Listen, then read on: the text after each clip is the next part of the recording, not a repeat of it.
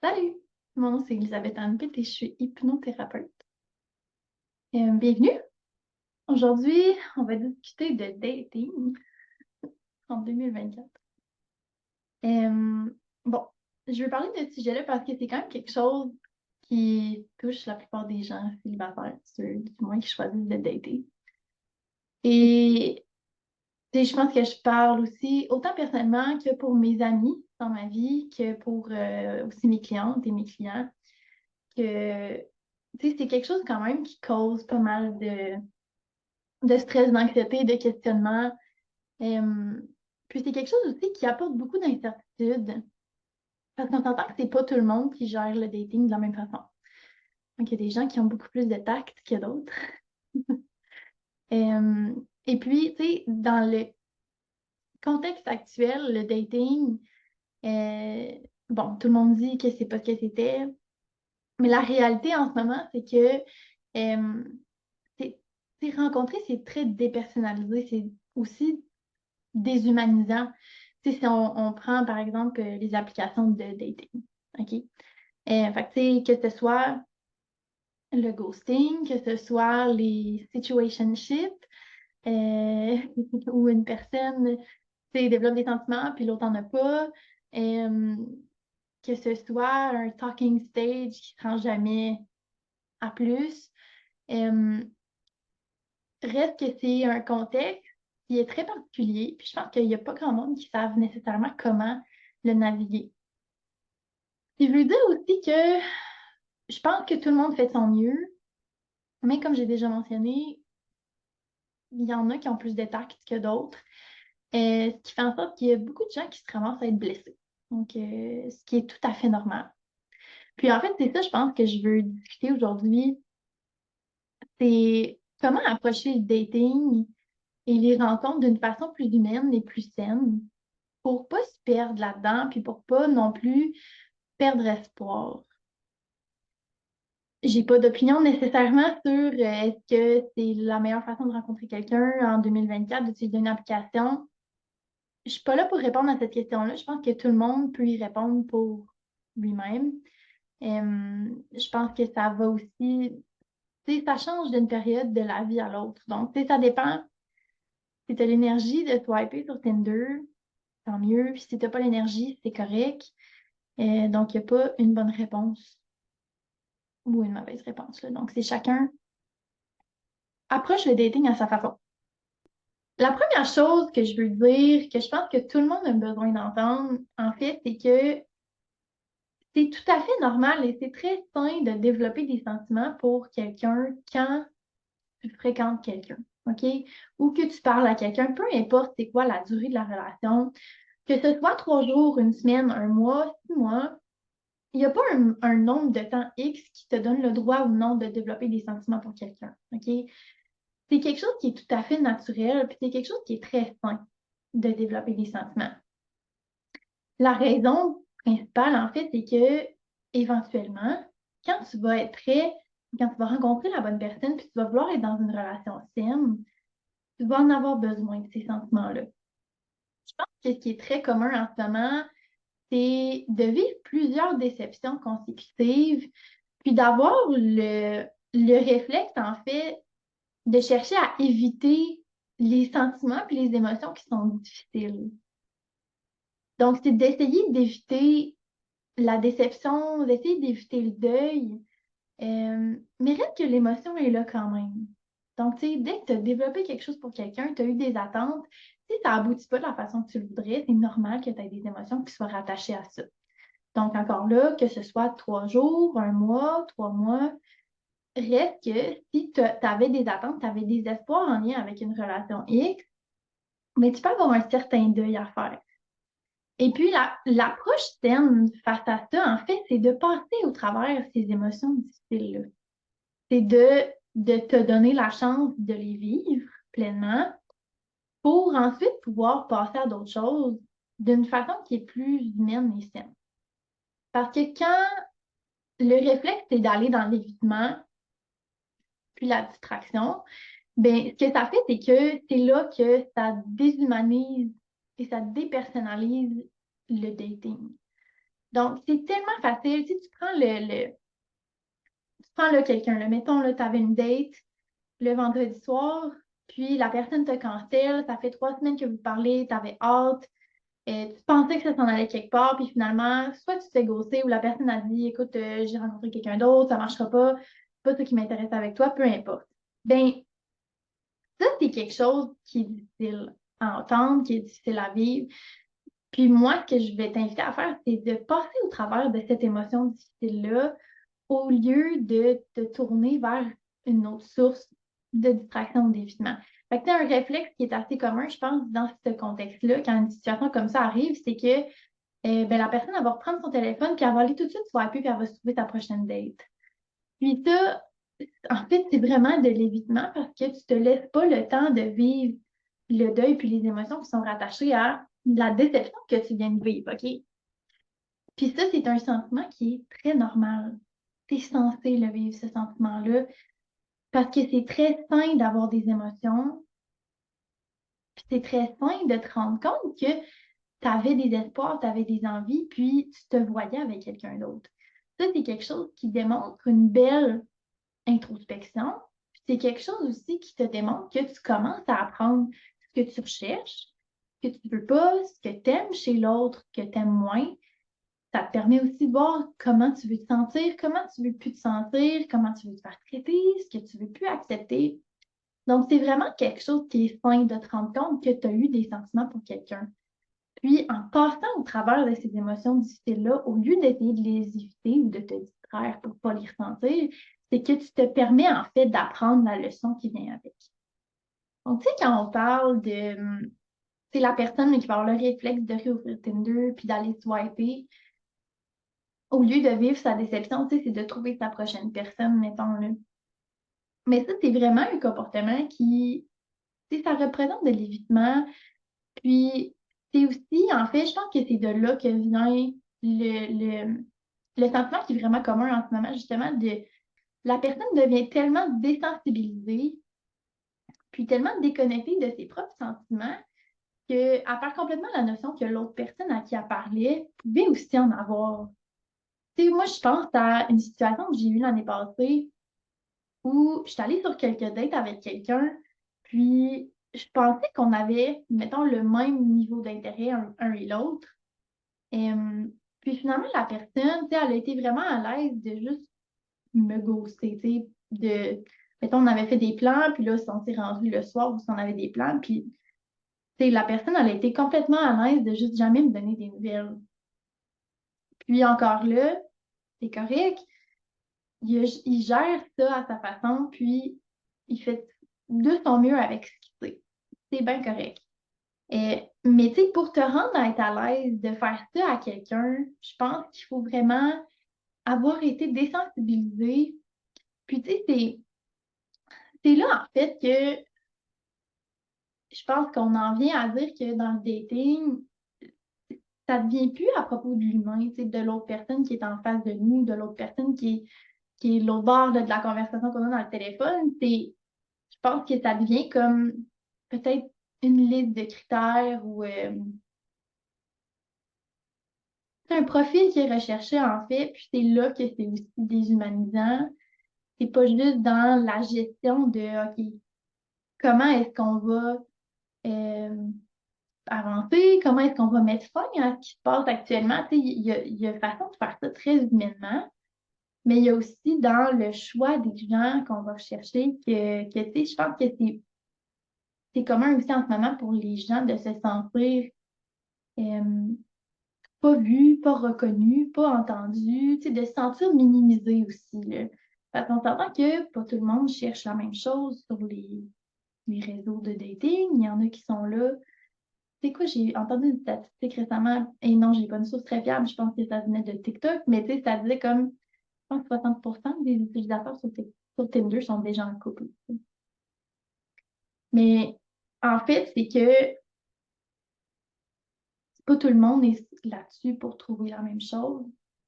Donc, c'est difficile à gérer. C'est sûr que c'est difficile. Puis, je pense que ce qui est le plus sain, en fait, c'est justement d'apprendre à gérer ces situations-là et les émotions difficiles qui vont remonter au travers. Et puis quand ça devient trop, de prendre une pause. De prendre une pause de Tinder, de ces affaires-là, puis de te ressourcer, de reprendre du temps pour toi, de te re-questionner sur ce que tu veux, ce que tu recherches, puis de te bâtir ta vie, puis de te concentrer sur les autres choses dans ta vie autres que d'être avec quelqu'un ou d'avoir un partenaire, pour que tu puisses y revenir éventuellement à tête reposée, en te sentant bien, puis en ayant reconnu ta valeur. Parce qu'en fait, ce qu'il ne faut pas qu'il arrive, c'est que tu laisses des gens qui ne te connaissent pas déterminer ce que tu vaux ou ce que tu mérites ou ce qui est possible pour toi. Parce que ces gens-là n'auront jamais la chance de te connaître entièrement. Et c'est plate, mais ils n'ont probablement juste pas le désir, en fait, d'apprendre à te connaître. Parce que là, ça sera encore plus difficile de te décevoir parce qu'ils te verraient comme un être humain. Donc, malheureusement, la plupart des gens sur les réseaux n'auront pas la chance de te connaître entièrement. Puis, ça, c'est oui, c'est leur perte à eux, mais c'est aussi important pour toi de le reconnaître que ta valeur n'est pas déterminée selon ce que les gens sont prêts à te donner ou pas et selon leur comportement avec toi. Donc, c'est ça, c'est quelque chose, je pense, qui t'appartient. Être capable de dire, OK, non, moi, ça, c'est quelque chose que j'accepte, ça, c'est quelque chose que j'accepte pas. Et malgré que l'autre personne fasse son possible, tu n'es pas obligé d'accepter moins que ce que tu veux. OK? Donc, si on revient à ressentir ces émotions-là difficiles, c'est quelque chose qui revient, je dirais 90% du temps dans le travail que je fais avec mes clientes en hypnothérapie, puis quand je fais de l'accompagnement au travail, OK? C'est que c'est tellement difficile d'être avec le sentiment qui remonte, d'être avec la déception, la tristesse, de passer au travers ce deuil-là, puis de le faire aussi sans jugement. Parce que je pense que ça remonte, ça fait remonter beaucoup aussi de pensées d'auto-jugement, là, tu sais, de dire, OK, c'est moi le problème, c'est moi qui ai passé. Puis, ça, c'est quelque chose vraiment, en fait, que, tu sais, je veux t'encourager à ne pas faire. Une autre chose qui est importante à dire, en fait, c'est que c'est totalement raisonnable pour toi de vouloir avoir une relation qui est saine, de vouloir te sentir accepté, aimé comme tu es, de vouloir être bien entouré. Donc, ça, c'est quelque chose qui est tout à fait normal. Quand on parle du facteur principal qui a le plus grand impact sur la qualité de vie des gens, c'est les relations qu'ils ont. Donc, les relations, les gens qui t'entourent, c'est ce qui a le plus grand impact sur ta santé et sur ton bien-être à long terme. Donc, c'est tellement normal pour toi de vouloir être bien et de vouloir être bien entouré. Donc, assure-toi que c'est vraiment pas trop demandé. En fait, je t'assure que c'est vraiment pas trop demandé pour toi de vouloir rencontrer quelqu'un qui est bon pour toi, qui est gentil, qui est attentionné, qui est à l'écoute, qui est dans le non-jugement et qui est dans l'acceptation. OK? Donc, ça, c'est quelque chose que je pense qu'il faut vraiment reconnaître, c'est que non, c'est pas trop demandé. Même si c'est pas arrivé encore que tu aies rencontré quelqu'un, disons sur Tinder ou autre, qui répond à ces critères-là, je veux quand même te dire que c'est pas parce que c'est pas possible. Éventuellement, je le crois que ça va arriver. Mais en attendant, la meilleure chose que tu peux faire, c'est pas de te changer toi-même, c'est pas d'essayer de plaire plus aux autres, c'est d'apprendre à gérer les émotions qui sont difficiles, qui remontent, puis apprendre à passer au travers, puis à identifier peut-être c'est quoi les questionnements que ça fait remonter en toi. Donc, est-ce que quand quelqu'un te rejette, est-ce que ton réflexe, ça va être de te demander qu'est-ce que j'ai qui n'est pas correct en moi? C'est quoi mon problème? Qu'est-ce qui fait en sorte que je ruine tout ou que rien marche? J'aimerais ça, en fait, que tu sois capable d'identifier si c'est ça ton réflexe, si tu te remets en question et si tu remets en question ta valeur. Parce que, en réalité, ça devrait, ça devrait pas, mais c'est une bonne façon d'identifier si tu as encore des places à l'intérieur de toi où ce que tu trouves que tu n'es pas assez, puis où ce que tu trouves que tu es potentiellement un problème ou si ce que tu recherches, c'est de plaire aux autres plus que d'être vraiment toi-même. Parce que je pense que ça, c'est une chose aussi qui est très présent dans le monde du dating, c'est que je crois que beaucoup de gens utilisent les réseaux pour se valider eux-mêmes, donc qui vont swiper juste pour voir qui les a likés, qui a swipé sur leur profil, peu importe, là, tu sais. Donc, je pense que ça, c'est très commun. Puis moi, ce que je vais t'encourager à faire, en fait, si tu trouves que tu es là-dedans, là, que tu trouves que ça te valide, puis tu as besoin de savoir que les autres te trouvent intéressant ou te trouvent beau ou belle, bien, je vais t'inviter, en fait, à prendre une pause de ça, puis à avoir plus de réflexion en lien avec est-ce que toi, tu t'apprécies, est-ce que tu aimes la personne que tu es devenue, est-ce que ta vie est bien remplie en dehors des rencontres que tu fais, est-ce que tu te sens comme étant une personne complète. Je pense que c'est très facile de te remettre en question puis de questionner ta valeur quand ta vie n'est pas bien remplie ou bien complète. Tu sais, quand tu ne te sens pas comme une personne complète à l'extérieur de tes rencontres, puis je sais que c'est, on dirait une grosse question à te demander, mais je pense que c'est quand même quelque chose qui est important à réfléchir. Euh, Parce qu'en fait, c'est le but, éventuellement, quand tu vas rencontrer quelqu'un, c'est de déjà être une personne complète pour accueillir cette personne-là dans ta vie, pour pas que cette personne-là devienne ta vie. Ça fait du sens. Donc, c'est une approche qui est saine d'entrer dans une relation en sachant que toi, à la base, t'es correct, en sachant ce que tu veux, en sachant ce que tu veux pas, en sachant c'est quoi tes valeurs à toi, au lieu de laisser la relation de l'autre personne le déterminer pour toi. Parce qu'à long terme, il y a beaucoup plus de chances si tu laisses l'autre personne ou la relation déterminer ces choses-là pour toi que tu vas être insatisfait. Et il y a des chances que tu perdes ton identité là-dedans si tu ne prends pas le temps de l'identifier pendant que tu es encore célibataire. Donc, d'identifier c'est quoi tes valeurs, qu'est-ce que tu veux dans ta vie maintenant, à long terme, comment tu veux te sentir, ces choses-là qui sont très importantes pour toi, mais aussi c'est de ce que tu veux dans ta vie, dans toutes les sphères de ta vie, mais aussi de la personne que tu es, puis la façon que tu veux te présenter dans une relation de couple. Donc, c'est aussi important à savoir c'est quoi le rôle que toi, tu veux jouer dans la vie de quelqu'un d'autre, à savoir qui t'es, à savoir c'est quoi, toi, tes, tes balises, tu sais, ce que tu es prêt à offrir, ce que tu t'attends à recevoir pour que tu sois capable d'évaluer pendant que tu fais des rencontres si ça te convient ou pas, pour pas que tu tombes dans le OK, ben je vais prendre le premier qui me demande de l'intérêt. OK? Parce que le but, c'est que tu sois bien, c'est sûr. Le but, c'est que tu t'écoutes. Le but, c'est que tu fasses les choses à ta façon, que tu les fasses à ton rythme. Et donc, c'est possible que ça prenne plus de temps de rencontrer quelqu'un, d'être dans une relation. Mais encore là, si ta vie est belle et pleine et bien remplie, puis si tu te sens complètement comme toi-même, tu vas te sentir bien en attendant. Tu sais, je trouve ça très intéressant d'en parler, en fait, parce que je trouve que c'est important de le dire, tu sais, de reconnaître que ça se passe en ce moment, que c'est un moment qui est tellement weird. Tu sais, le fait que tu sois capable de swiper littéralement pendant des heures, là, des profils d'inconnus, puis en même temps, dans la même soirée, tu peux sortir, tu peux aller dans un bar, tu peux rencontrer quelqu'un, puis que ça soit une rencontre qui peut-être va changer ta vie ou pas, mais tu sais,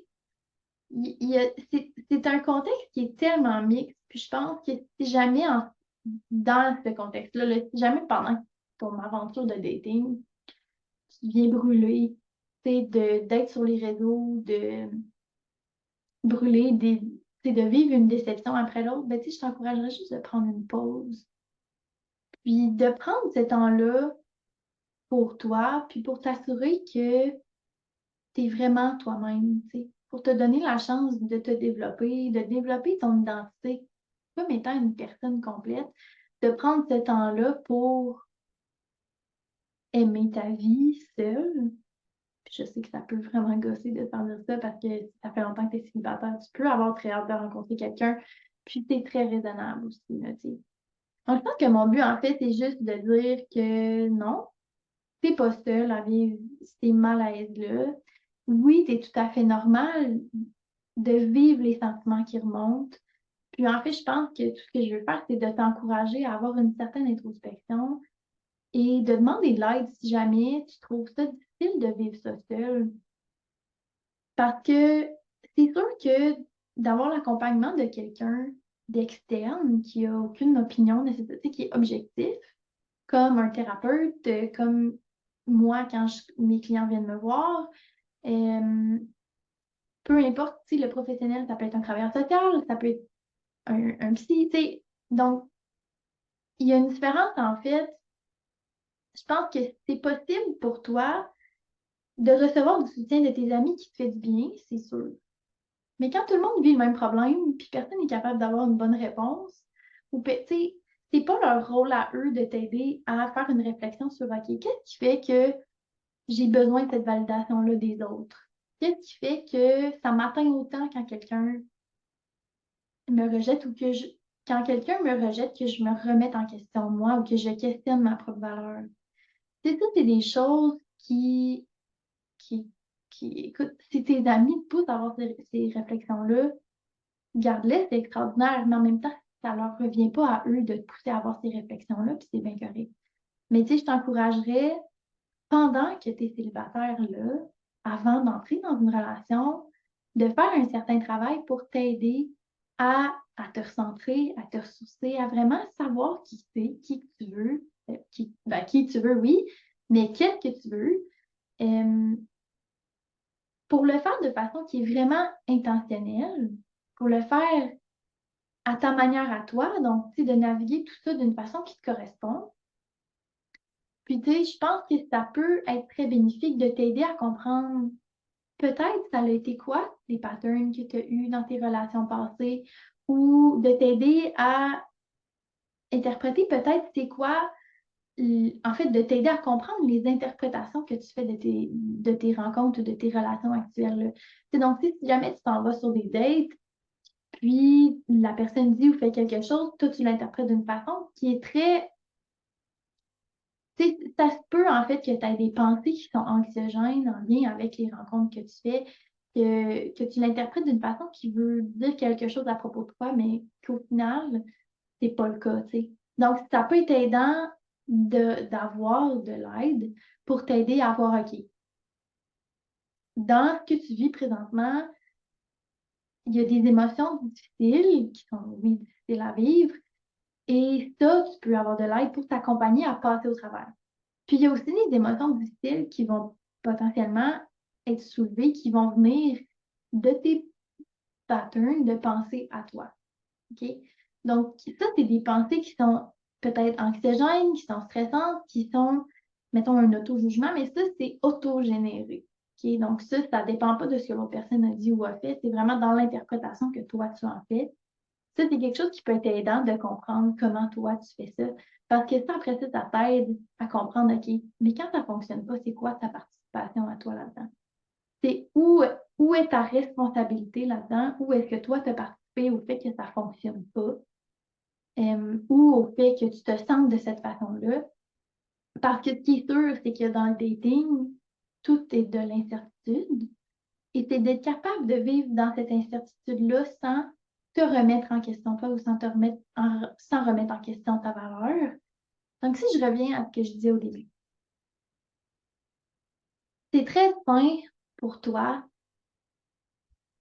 dans tes rencontres, de développer des sentiments. Puis c'est sain aussi de vivre un deuil quand ça ne fonctionne pas. Parce que afin d'être capable et disponible, afin d'être capable d'avoir et disponible pour une relation qui est saine, il faut que tu sois à l'écoute de comment tu te sens. Parce qu'en fait, quand tu vas reconnaître ces sentiments-là, c'est là que tu vas être capable d'évaluer si la personne, elle est bonne pour toi ou non. OK? Donc, c'est là, c'est en étant à l'écoute de ce que tu ressens que ça va t'aider à prendre les décisions qui sont bonnes pour toi. Et ça, c'est quelque chose qui va être difficile à faire si tu es dans l'évitement, si tu es dans la distraction, si tu te sers de tes rencontres pour justement te distraire ou pour éviter de ressentir les émotions qui sont difficiles, mais ça, c'est quelque chose qui va être important à faire si jamais éventuellement tu veux avoir une relation saine. Et donc, au final, pour éventuellement avoir une relation saine avec quelqu'un d'autre, c'est important de commencer à avoir une relation saine avec toi-même. Et puis là, on peut poser la question, OK, mais c'est quoi une relation saine? Bien, une relation saine, tu sais, si on pense à une relation saine avec quelqu'un d'autre, on s'entend que c'est d'être à l'écoute, on s'entend que c'est d'être présent, d'être clair, de communiquer. Évidemment, je pense de partager les mêmes valeurs. Et ça, c'est quelque chose que tu peux faire maintenant pendant que tu es seul. Donc, c'est d'identifier, OK, c'est quoi tes valeurs à toi? D'être présent avec toi-même, d'être à l'écoute de tes propres sentiments, de ton propre ressenti, de tes propres désirs, de tes propres besoins. Et de tes sentiments, de tout ce qui peut, de tout ce qui est en lien avec ce que tu veux et qui tu es. Et donc, éventuellement, quand tu vas rencontrer la bonne personne, tu vas être capable d'entrer dans une relation saine parce que tu vas déjà savoir c'est quoi de te sentir sain. Tu vas déjà être habitué d'être à l'écoute de toi-même, puis éventuellement d'être à l'écoute de l'autre. Donc, je pense que c'est ça que j'avais à dire pour aujourd'hui. Mon message est... Bon, je suis partie un peu du coq à l'âne, là, mais je pense que c'est assez clair. Donc, oui, c'est normal. Oui, c'est normal de vouloir. C'est normal de ressentir des émotions difficiles. Puis, c'est très sain d'être capable de les identifier, de passer au travers. C'est aussi très sain de demander de l'aide. C'est sain de prendre une pause si jamais ça devient trop demandant ou si tu viens à te remettre en question ou remettre en question ta valeur. Et donc, merci d'avoir été là, merci d'avoir été à l'écoute. En espérant que ton cheminement dans le monde du dating va bien se passer. Puis par là, c'est sûr que je veux pas dire que chaque rencontre va aboutir en une relation parce que je crois pas que ce soit possible. Mais je te souhaite d'être capable de naviguer ces situations-là en apprenant à gérer les émotions difficiles qui vont surmonter. Puis d'être capable d'apprendre à t'aimer et t'accepter au travers, même quand les autres vont possiblement te rejeter. Je pense que ça, c'est quelque chose qui va être incroyablement important pour toi et pour ta vie à long terme. Parce qu'il faut dire que oui, les relations, c'est très important. Mais la relation amoureuse n'est pas tout. Tu es capable de t'entourer avec des gens, des amis, ta famille, pour avoir plusieurs sources d'amour. Je pense que là, ce serait encore plus sain pour pas avoir à dépendre d'une seule personne, puis pour pas être isolé si jamais la relation ne fonctionne pas.